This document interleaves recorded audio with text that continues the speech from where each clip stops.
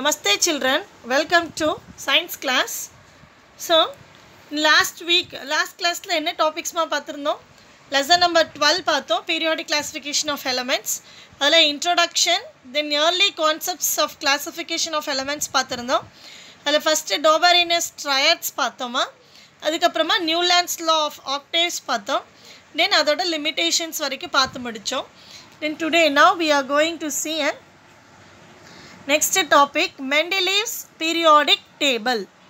அதாவது இதுக்கு முன்னாடி வரைக்கும் அந்த early concepts of classifications பார்த்தோன்னா Doberanus triadsலையும் லிமிட்டேஷன்ஸ் இருந்துச்சு, நியூலாண்ட்ஸ் law of octavesலையும் நிறைய லிமிட்டேஷன்ஸ் இருந்துச்சு. மெண்டலீவ் பீரியாடிக் டேபிள்லேயும் லிமிட்டேஷன்ஸ் இருக்குது. ஆனால் ஃபஸ்ட்டு அந்த பீரியாடிக் டேபிள் அப்படிங்கிறத ஒன்று வடிவமைச்சது யார் அப்படின்னா ரஷ்யன் கெமிஸ்ட் டிமிட்ரி மெண்டலீவ். இவர் தான் வந்துட்டு ஃபஸ்ட்டு அந்த பீரியாடிக் டேபிள் அப்படிங்கிற அந்த ஸ்ட்ரக்சரை கொடுத்தது, அந்த எலமெண்ட்ஸை வந்துட்டு. ஆனால் அவரும் அட்டாமிக் மாசஸ், அந்த எலமெண்ட்ஸை அட்டாமிக் மாசஸ் பேஸில் தான் எலமெண்ட்ஸை அரேஞ்ச் பண்ணுறாரு. ஆனால் ப்ராப்பராக அந்த எலமெண்ட்ஸ் வந்துட்டு பீரியாடிக் டேபிள் மாதிரி அரேஞ்ச் பண்ணி அதில் வந்துட்டு எலமெண்ட்ஸை அட்டாமிக் மாசஸ் பேஸில் அரேஞ்ச் பண்ணியிருக்காரு. ஸோ வாங்க பார்க்கலாம். Mendeleev's periodic table. In 1869, Russian chemist Dmitry Mendeleev observed that the elements of similar properties, அதாவது எலமெண்ட்ஸோட ப்ராப்பர்ட்டிஸ் வந்து சிமிலராக இருக்கக்கூடிய எலமெண்ட்ஸ் எல்லாத்தையும் அவர் குரூப் வைஸில் அடுக்கிறார், குரூப் வைஸில் அரேஞ்ச் பண்ணுறாரு. அதை தான் சொல்கிறாங்க. So in 1869 Russian chemist Dmitri Mendeleev observe that, அவர் என்ன அப்சர்வ் பண்ணுறாரு, that the elements of similar properties, ஒரே மாதிரி இருக்கக்கூடிய ஒரே ப்ராப்பர்ட்டி இருக்கக்கூடிய elements repeat at regular intervals. Then the elements are arranged in the order of their atomic masses. அந்த எலமெண்ட்ஸை atomic masses பேஸில் எலமெண்ட்ஸை அரேஞ்ச் பண்ணிகிட்டே வந்தாங்கன்னா அதோட ப்ராப்பர்ட்டிஸ் வந்து, அதோட ஃபிசிக்கல் அண்ட் கெமிக்கல் ப்ராப்பர்ட்டிஸ் வந்து, கெமிக்கல் ப்ராப்பர்ட்டிஸ் எப்படி இருக்குன்னா சிமிலராக இருக்குது அப்படிங்கிறத இங்கே சொல்ல வராங்க. So Mendeleev observed that the elements of similar properties repeat at regular intervals when the elements are arranged in the order of their atomic masses. Based on this, இது base பண்ணி he proposed the law of periodicity. இது 2 mark question. Law of periodicity which states that, அதில் என்ன சொல்கிறாங்கன்னா, the physical and chemical properties of the elements or the periodic functions of their atomic masses. அந்த atomic masses base பண்ணி அதோட physical and chemical properties of the elements இருக்கு அப்படிங்கிறத சொல்கிறாங்க. So the physical and chemical properties of the elements are the periodic functions of their atomic masses. He arranged 56 elements known at that time.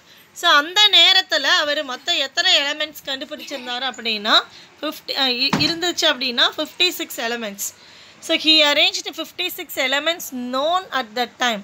So அவருக்கு தெரிஞ்ச 56 எலமெண்ட்ஸை அந்த நேரத்தில் arrange பண்ணியிருக்காரு according to his law of periodicity. அவரோட law of பீரியாடிசிட்டியை பொறுத்து, அதாவது law of பீரியாடிசிட்டிங்கிறது என்னது, அதாவது அட்டாமிக் மாசஸ் படி எலமெண்ட்ஸை அரேஞ்ச் பண்ணுறாரு. அப்படி அரேஞ்ச் பண்ண எலமெண்ட்ஸ்க்கு அதோட ஃபிசிக்கல் அண்ட் கெமிக்கல் ப்ராப்பர்ட்டிஸ் எப்படி இருக்குது அப்படின்னா சிமிலராக இருந்துச்சு அப்படின்னு சொல்கிறாங்க. This was best known as the short form of periodic table. இதுதான் வந்துட்டு முதல்ல மெண்டலீவ், அதாவது அந்த ஹானர் வந்து யாருக்கு பண்ணணும்னா மெண்டலீவ் தான் பண்ணணும். ஏன் அப்படின்னா அவர் தான் வந்துட்டு அந்த வடிவமைச்சார், அதாவது அந்த பீரியாடிக் டேபிள் அப்படிங்கிற ஒன்று கொடுத்ததுனால அது என்னன்னு சொல்கிறாங்க, this was best known as the short form of periodic table. ஏன்னா அதில் 56 எலமெண்ட்ஸ் இருந்ததுனால அதை short form of periodic table அப்படின்னு சொல்கிறாங்க. அடுத்தது இந்த features of Mendeleev's periodic table. So it has 8 vertical columns called groups. இதில் மொத்தம் எத்தனை இருக்குன்னா நெக்ஸ்ட் பேஜில் உங்களுக்கு இருக்கும் பாருங்கள் அந்த பாக்ஸஸ், அதை அடுத்த பேஜில் பார்ப்போம். இப்போ இது பார்த்துருவோம்.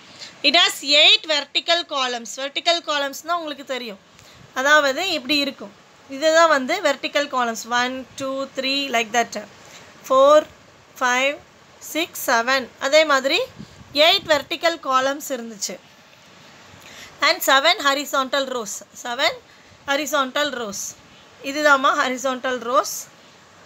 இப்படி இருந்தால் இதை வந்து ரோஸ் அப்படின்னு சொல்லுவாங்க. இந்த மாதிரி வெர்டிக்கலாக லைன் போட்டோன்னா அதை வந்து காலம்ஸ் அப்படின்னு சொல்லுவாங்க. ஸோ அப்போ இதே மாதிரி 8 3 4 5 7 8 இருந்துச்சு. இந்த பக்கம் பீரியட்ஸ் பார்த்தீங்கன்னா 1 2 3 7 பீரியட்ஸ் இருந்துச்சு. ஸோ அதை தான் சொல்கிறாங்க, it has 8 vertical columns called groups and 7 horizontal rows called period அப்படின்னு சொல்கிறாங்க. ஸோ அப்போ இவரோட மெண்டலீவ் பீரியாடிக் டேபிளில் 8 குரூப்ஸும் 7 பீரியடும் இருந்துச்சு. It has 8 vertical columns called groups and 7 horizontal rows called period. Each group has 2 subgroups. ஒவ்வொரு குரூப்லேயும் வந்துட்டு 2 subgroups இருந்துச்சு, A and B அப்படின்ட்டு.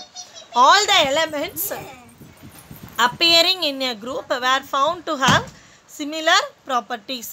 அப்போ அந்த குரூப்பில் இருக்கக்கூடிய எலமெண்ட்ஸ்க்கு எல்லாத்துக்குமே similar properties இருந்துச்சு. So each group has 2 subgroup இருந்துச்சு, A and B.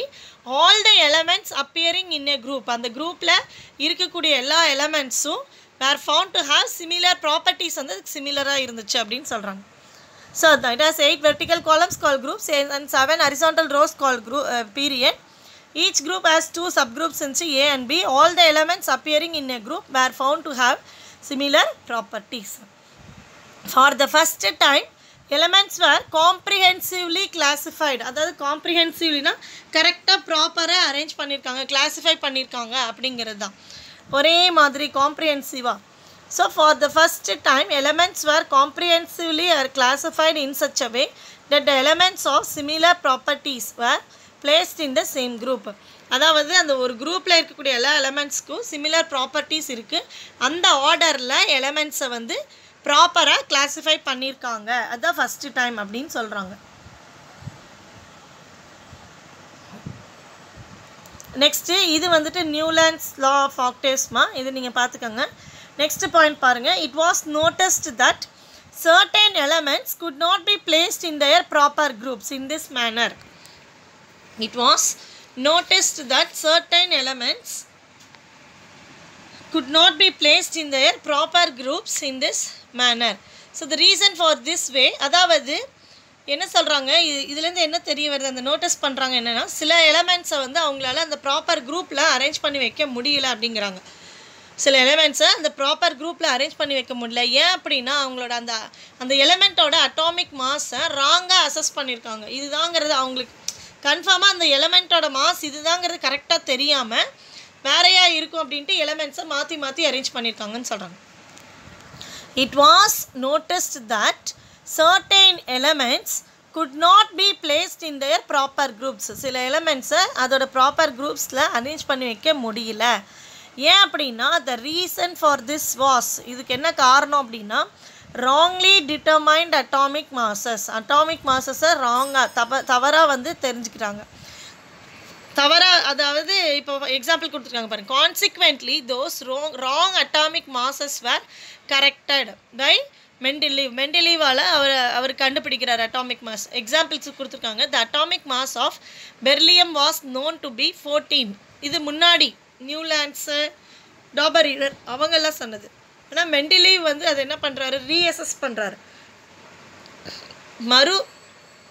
மறுபடியும் அதை செக் பண்ணி அதோட பெர்லியமோட அட்டாமிக் மாஸ் வந்து 9 அப்படிங்கிறத அவர் ப்ரூஃப் பண்ணி அந்த பெர்லியமை வந்து ப்ராப்பர் பிளேஸில் கொண்டு போய் ப்ராப்பர் குரூப்பில் வந்து வைக்கிறாரு. So Mendeleev reassessed it as 9 and assigned beryllium a proper place. So அப்போது இதுக்கு என்ன காரணம், அதாவது சில எலமெண்ட்ஸை ப்ராப்பராக அந்த குரூப்பில் கொண்டு போய் பிளேஸ் பண்ண முடியல. அதுக்கு என்ன காரணம் அப்படின்னா அந்த எலமெண்ட்டோட அட்டாமிக் மாஸ் வந்து தவறாக டிட்டர்மைன் பண்ணியிருந்ததுனால. அப்புறம் மெண்டலீவ் என்ன பண்ணுறாரு, அதை கரெக்டாக ரீஅசஸ் பண்ணி, ஃபார் எக்ஸாம்பிள் அதை தான் கொடுத்துருக்காங்க. பெர்லியம் வந்து இதுக்கு முன்னாடி வரைக்கும் 14 அதோட அட்டாமிக் மாஸ் அப்படின்னு சொல்லிட்டு இருந்தாங்க. ஆனால் மெண்டலீவ் அதை ரீஅசஸ் பண்ணி என்னன்னு சொல்கிறாரு, 9 அப்படிங்கிறத சொல்கிறாங்க. அண்ட் அசைன்டு பெர்லியமை கொண்டு போய் ப்ராப்பர் பிளேஸ் பண்ணிடுறாங்க. அடுத்தது காலம்ஸ் வேர் லெஃப்ட் வேக்கண்ட். காலம்ஸ்னால் உங்களுக்கே தெரியும், வெர்டிக்கல் லைன்ஸ் காலம்ஸ்ன்னு சொன்னோம். காலம்ஸ் வேர் லெஃப்ட் வேக்கண்ட்டாக இருந்துச்சு. ஏன் அப்படின்னா for elements which were not known. 56 elements வரைக்கும் தான் தெரிஞ்சிருக்கு. அந்த எலமெண்ட்ஸை தான் ப்ராப்பராக அரேஞ்ச் பண்ணியிருக்காங்க அந்த பீரியட்ஸ்லேயும் குரூப்ஸ்லையும். அதுக்கப்புறமா வந்து நியூ எலமெண்ட்ஸ் தான் கண்டுபிடிக்கணும். ஆனால் அது அவர் வடிவமைச்ச அந்த டேபிளில் வந்துட்டு அவருக்கு தெரிஞ்சது 56 எலமெண்ட்ஸ் தான். அந்த எலமெண்ட்ஸை அட்டாமிக் மாஸஸ் பேஸில் சப்குரூப்ஸ் ஏபின்னு பிரித்து எலமெண்ட்ஸை அரேஞ்ச் பண்ணி வச்சுட்டார். Columns were left vacant. Columns தான் என்னது? வெர்டிக்கல் காலம். ஆல்ரெடி உங்களுக்கு தெரியும் இல்லைங்களா, இந்த மாதிரி உள்ளது. இதுதான் வந்து வெர்டிக்கல் காலம் சொல்லுவோம். ஸோ இப்போ இந்த வெர்டிக்கல் காலமில் வந்து என்ன இருக்குது? வேக்கண்ட்னா வெற்றிடம், காலியாக இருக்குது அப்படின்னு அர்த்தம். For elements which were not known at that time. அந்த நேரத்தில் இல்லாத எலமெண்ட்ஸ்னால நிறைய வேக்கண்ட் இருந்துச்சு. And their properties also were predicted. அதோட ப்ராப்பர்ட்டிஸ் வேறு அதாவது கணிச்சு தான் வச்சுருந்தாங்களே ஒழிய அதெல்லாம் தெளிவாக தெரியல. This gave motivation to experiment in chemistry. அப்போ இதனால் என்னது? ஒரு மோட்டிவ், நம்ம கண்டுபிடிக்கணும் அதோட ப்ராப்பர்ட்டி என்ன அப்படின்னு கண்டுபிடிச்சி எலமெண்ட்டை அந்த பீரியாடிக் டேபிளில் அரேஞ்ச் பண்ணணும் அப்படிங்கிற ஒரு ஆர்வம் அவங்களுக்கு இருந்துச்சு, ஒரு மோட்டிவேஷன் இருந்துச்சு அப்படின்னு சொல்கிறாங்க. So columns were left vacant for elements which were not known at that time and their properties also were predicted. This gave motivation to experiment in chemistry. Example, Mendeleev gave names Eka aluminium, அதான் first அப்படின்னு சொல்லலாம். இல்லைனா Mendeleev gave names aluminium and silicon to those elements which were to be placed below aluminium and silicon respectively in the periodic table. அலுமினியமும் சிலிக்கானும் வந்துட்டு ப்ராப்பராக அதோட பிளேஸில் arrange பண்ணாங்க. So Mendeleev gave names aluminium and silicon to those elements which were to be placed below aluminium and silicon respectively in the periodic table and predicted their properties. அதோட properties என்ன பண்ணாங்க? கணிக்கப்பட்டது. predicted அப்படின்னா கணிப்பு அப்படின்னு சொல்லலாம், இல்லை கண்டுபிடிக்கப்பட்டது அப்படின்னு கூட சொல்லலாம். The discovery of germanium later on, அதாவது அதுக்கப்புறமா தான் வந்துட்டு என்னது? ஜெர்மானியம் வந்து டிஸ்கவர் பண்ணப்பட்டது. During his lifetime proved him correct. So the discovery of germanium later on, எப்போ லேட்டாக தான் கண்டுபிடிக்கப்பட்டாங்க? on during his lifetime proved him correct. அடுத்தது அவரோட லைஃப் டைமில் அவர் கண்டுபிடிச்ச எலமெண்ட்ஸ் வரைக்கும் அட்டாமிக் மாஸஸ் பேஸில் ஏபிங்கிற சப்குரூப் க்ரியேட் பண்ணி இந்த எலமெண்ட் இதுதான் வந்து அவர் வடிவமைச்ச periodic table. So Mendeleev's periodic table group 1 2 3 4 5 மேலே இருக்குது பார்த்தீங்களா? 1 2 3 4 5 6 7 8 இருக்குது அந்த பக்கம். அடுத்தது பீரியட்ஸ் அப்படின்னு சொல்லும்போது இதுதான், இந்த ரோஸை தான் வந்து அவங்க பீரியட்ஸ்ன்னு சொல்கிறாங்க. 1 இது 2 இது 3 இது 1 இது 2 இது 3 4 5 6 7 அதே மாதிரி இருக்குது. 5 6 7 பீரியட்ஸ் இருக்குது, மொத்தம் 8 குரூப்ஸ் இருக்குது. ஸோ அதில் வந்துட்டு மேலே வந்து ஆக்சைடு அண்ட் ஹைட்ரைட் கொடுத்துருக்காங்க. பீரியட்ஸை வந்து ஏபின்னு சப் குரூப் பிரிச்சுருக்காங்க, ஏபி. ஃபஸ்ட்டு இந்த ஒரு அதாவது ஒரு குரூப் மட்டும் நான் சொல்கிறேம்மா, மற்றதெல்லாம் நீங்கள் பார்த்துக்கோங்க. ஃபஸ்ட் ஒன் ஹைட்ரஜன், அதோட அட்டாமிக் மாஸ் 1.008. அடுத்தது லித்தியம் 6.939, அதோட மாசஸ் பார்த்துக்கோங்க. அடுத்தது சோடியம் கொடுத்துருக்காங்க, அப்புறம் பொட்டாசியம். அப்புறம் பியில் வந்துட்டு காப்பர் கொடுத்துருக்காங்க. அடுத்தது ருபீடியம். அடுத்தது ஏஜினா சில்வர், சிஎஸ்னா சிசிஎம், ஏயுனா கோல்டு, தென் ஆர்என்னா radium.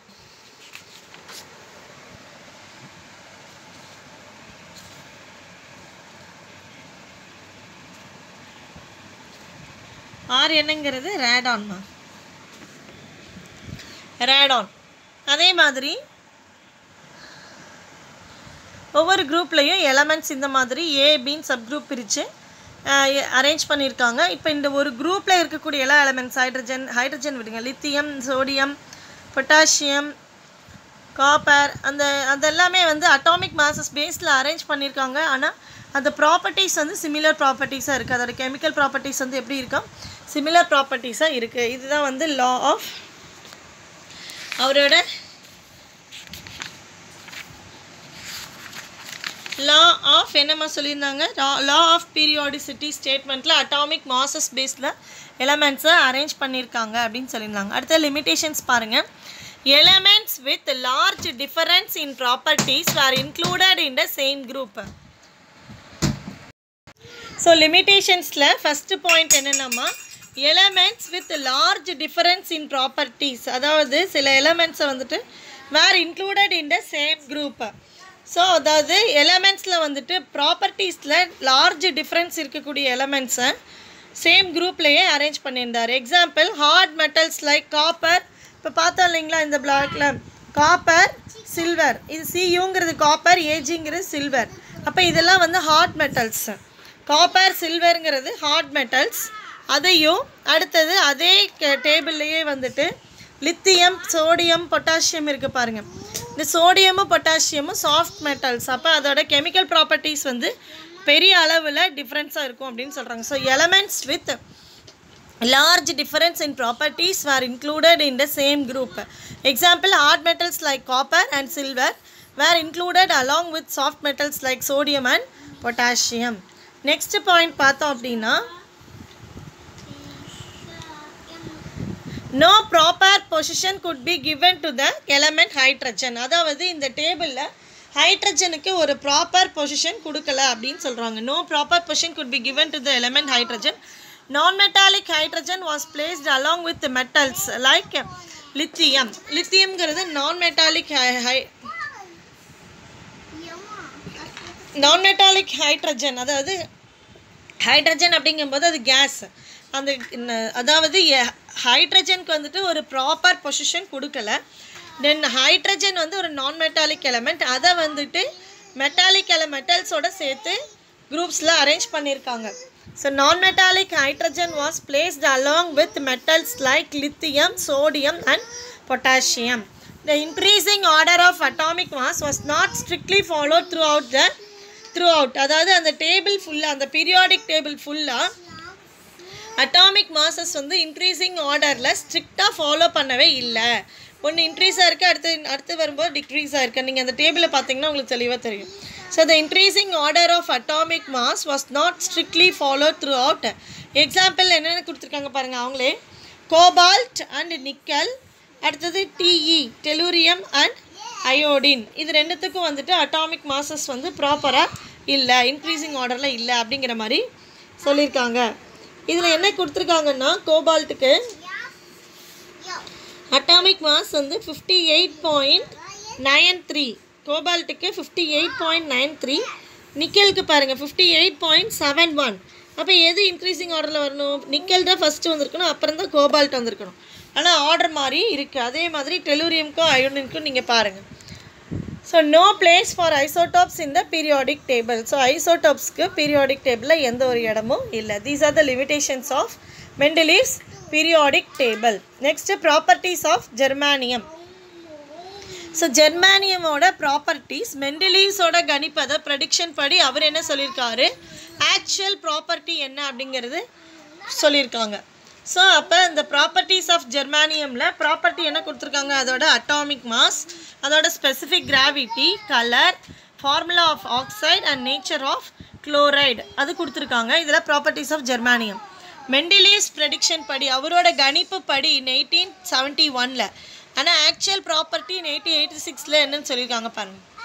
So property first atomic mass. Mendeleev's prediction வந்து என்னது, அபவுட் 72. அட்டாமிக் மாஸ் வந்து மெண்டலீவ் ப்ரெடிக்ஷன் படி 72, ஆனால் ஆக்சுவல் மாஸ் என்னது அதுக்கு 72.59. அதோட ஸ்பெசிஃபிக் கிராவிட்டி மெண்டலீவ்ஸ் ப்ரெடிக்ஷன் படி 5.5, ஆனால் ஆக்சுவல் ப்ராப்பர்ட்டி என்னது 5.47. அதோட கலர் டார்க் கிரே, இவரும் டார்க் கிரே தான், இந்த பக்கமும் டார்க் கிரே, இந்த பக்கம் dark grey. Formula of oxide என்ன சொல்லியிருக்காங்கன்னா ESO2 அப்படின்னு சொல்லியிருக்காரு. ஆனால் ஆக்சுவல் ஜெர்மானியம் டை ஆக்சைடோட ஃபார்முலா என்னது GeO2. அடுத்தது நேச்சர் ஆஃப் குளோரைடு அப்படின்னு சொல்லும்போது ESCl4, ஆனால் ஜெர்மானியம் டெட்ரா குளோரைடு. ஆனால் ஆக்சுவல் ப்ராப்பர்ட்டி என்னது GE, கேபிட்டல் GEனா ஜெர்மானியம், GeCl4 அப்படின்னா ஜெர்மானியம் டெட்ரா குளோரைடு. அடுத்தது மாடர்ன் பீரியாடிக் டேபிள். ஜஸ்ட் இந்த இன்ட்ரொடக்ஷன் மட்டும் பார்த்துக்கலாமா, நெக்ஸ்ட் கிளாஸில் அதை கண்டினியூ பண்ணிக்கலாம். மாடர்ன் பீரியாடிக் டேபிளில் அதாவது மெண்டலீவ்ஸ் ஃபஸ்ட்டு அந்த பீரியாடிக் டேபிள் வடிவமைச்ச அந்த பெருமை வந்து யாருக்கு சேரும் அப்படின்னா, அந்த ஹானர் வந்து யாருக்கு கொடுக்கணும்னா டிமிட்ரி மெண்டலீவ் தான். அதுக்கப்புறமா அதை வந்து அட்டாமிக் மாசஸ் படி, இது வரைக்கும் வந்தவங்க எல்லாருமே அட்டாமிக் மாசஸ் பேஸில் தான் எலமெண்ட்ஸை அரேஞ்ச் பண்ணாங்க. ஆனால் அந்த மாடர்ன் பீரியாடிக் டேபிளில் எதை வச்சு அரேஞ்ச் பண்ணுறாங்கன்னா அட்டாமிக் நம்பர் வச்சு அரேஞ்ச் பண்ணுறாங்க.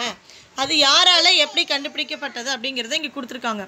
In 1913 the English physicist Henry Moseley, in 1913ல English physicist Henry Moseley through his X-ray diffraction experiments, அதாவது அவரோட எக்ஸ்ரே டைஃப்ராக்ஷன் எக்ஸ்பிரிமெண்ட்ஸ்ல இருந்து அவர் என்ன கண்டுபிடிச்சாரு அப்படின்னா எக்ஸ்ரேன்னு ஒன்று புதுசாக கண்டுபிடிச்சார். அந்த டைஃப்ராக்ஷன்லேருந்து அவர் புதுசாக ஒன்று கண்டுபிடிக்கிறாரு. என்னென்னா X-ray diffraction experiments proved that the properties of elements depend on the atomic number. ஏன் அப்படின்னா நீங்கள் இன்னும் ஹையர் கிளாஸஸில் போகும்போது அந்த எக்ஸ்ரே டைஃப்ராக்ஷன் பற்றி தெரிஞ்சுக்குவீங்க. அப்போ அதன் மூலமாக உங்களுக்கு தெரியும்.